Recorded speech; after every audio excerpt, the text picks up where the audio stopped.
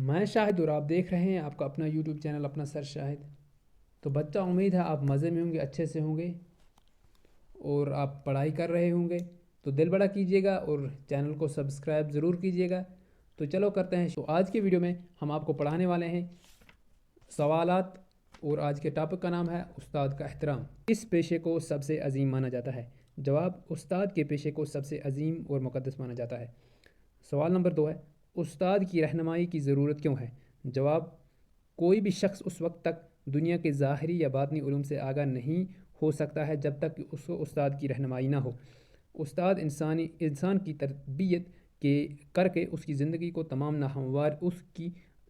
کی تمام ناہمواریوں کو دور کر کے اس کے لیے زندگی کا سفر آسان بنا دیتا ہے۔ استاد کے تجربے اور مشاہدات سے استفادہ یعنی کہ فائدہ کرنے کے لیے ضروری ہے کہ طالب علم اس کی باتوں کو سمجھنے کی ہر ممکنہ کوشش کرے۔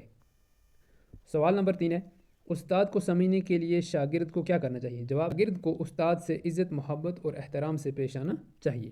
ٹھیک ہے۔ سوال: نوشیروان نے اپنے بیٹے کے منہ پر چپت کیوں لگائی؟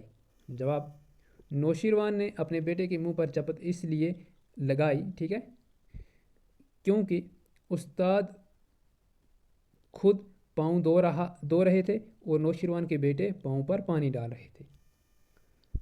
سوال نمبر 5، سکندر اعظم نے استاد سے کیا کہا؟ جواب: سکندر اعظم نے استاد سے یہ کہا کہ مانگے استاد محترم، کیا مانگتے ہو؟ میں اب دنیا کی ہر چیز آپ کے قدموں میں لا کر رکھ دوں گا۔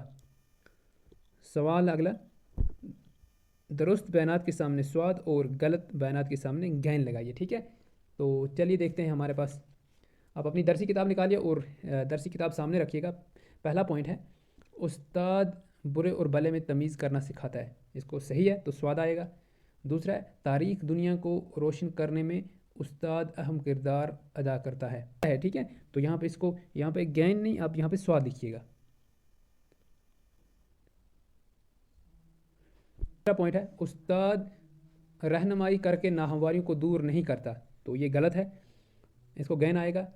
تو اگلا ہے، نوشیروان نے اپنے فرزند کو ایک استاد کے پاس نہیں بھیجا، تو یہ بھی غلط ہے۔ ٹھیک ہے، تو پانچواں ہے، وہی لوگ کامیاب ہوتے ہیں جو اپنے اساتذہ کی عزت کرتے ہیں، تو یہ بالکل صحیح ہے۔ سبق ہے استاد کا احترام۔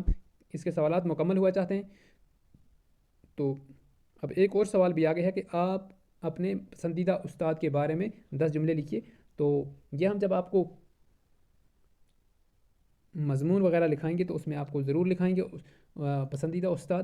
تو بنے رہیں تب تک ہمارے ساتھ، پڑھتے رہیں۔ تو ملتے ہیں، تب تک کے لیے اسٹے ٹیون، بائے بائے۔